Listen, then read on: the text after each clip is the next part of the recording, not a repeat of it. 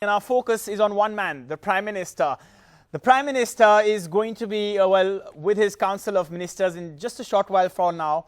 And it's not going to be politics or Rajniti that they're going to be discussing. It's going to be Chai Niti, because he's going to be having tea with them, is what we understand, around 4:30, 5 o'clock. The calls have been made by Amit Shah, who himself, it is not clear right now whether he will be part of that Council of Ministers, will he be part of the cabinet. That's still not clear, because there is one person who has decided not to be a part of the Council of Ministers, the cabinet, that's Arun Jaitley, and because of that, there's a void.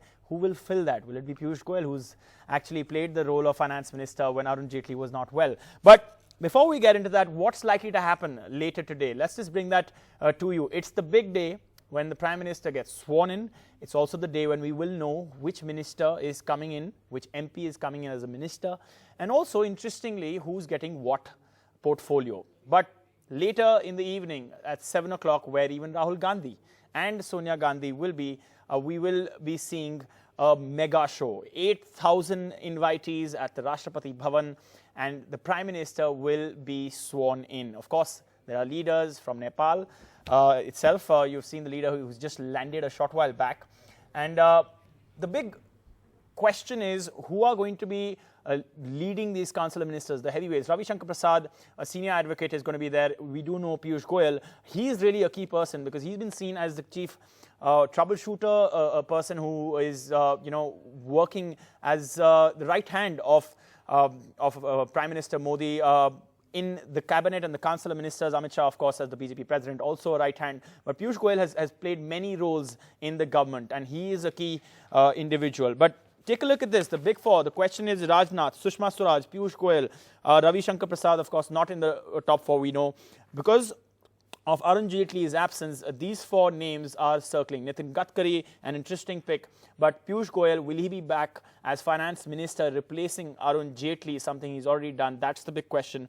We don't know right now, because there's speculation about Rajnath Singh, speculation saying that maybe he could be speaker.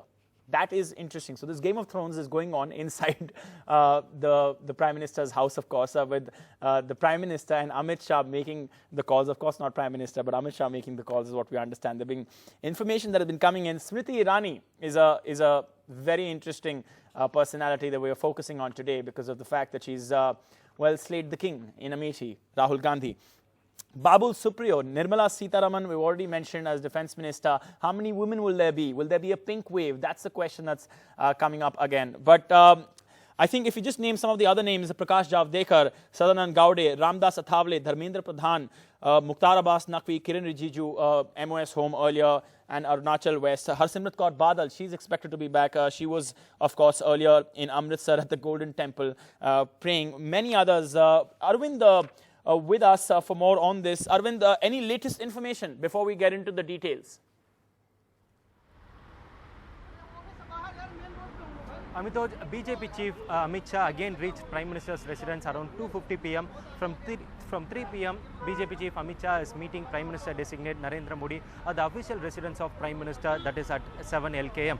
What we are hearing is that all the ministers, the probable ministers, will be arriving for that meeting with Prime Minister, that high tea meeting which has been scheduled at 5 p.m. All the future ministers will be arriving here by 4:30 p.m. and this meeting is expected to go from 5 to 5:30. That's what we are hearing. From 5:30, Prime Minister along with all the Council of Ministers will be leaving together to the Rashtrapati Bhavan for the swearing-in ceremony, which has been scheduled for 7 p.m. at the Rashtrapati Bhavan.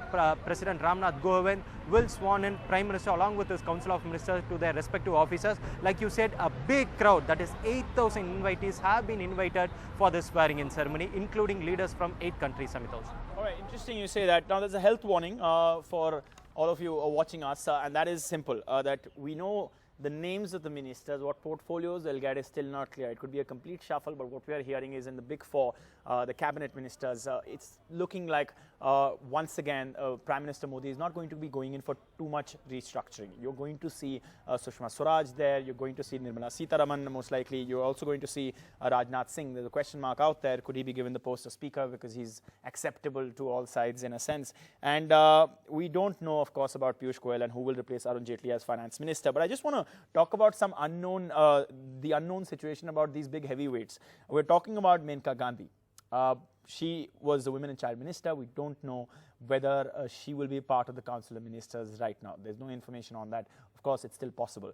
Rajyavardhan Singh Rathore, Sports Minister, no idea right now. It's not confirmed. Yes, there are there's some inclination that he could be part of the Council of Ministers, but so far we're still awaiting a complete confirmation. There was speculation earlier about Dr. Harshvardhan Singh, but he is going to be part of it. And Himanta Biswa Sarma, again, not clear.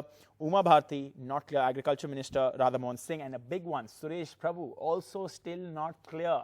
So will there be a big shift in the Modi government? Remember, we've already talked about more than 34 plus about 11, including Arvind Sawant of the Shiv Sena. So let's just talk about the first timers. Arvind Sawant, one of them in the Modi government at least. Kailash Chaudhary is one of those 11 first-time ministers. Interesting pick out there.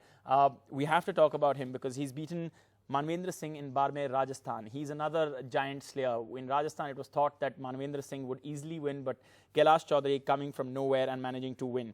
Prahlad Joshi, a 4-time MP from Dharwar, Karnataka, also coming in. In all of this, if you just take a look at the map of India, what you're going to see is that there is actually a complete situation where the Prime Minister and Amit Shah making sure that each part of India, in a sense, is represented, and particularly the likes of West Bengal, because West Bengal is a state that, well, the amount of attention the BJP has given it, and Mamata Banerjee versus, of course, the Prime Minister was the big battle of this entire election season.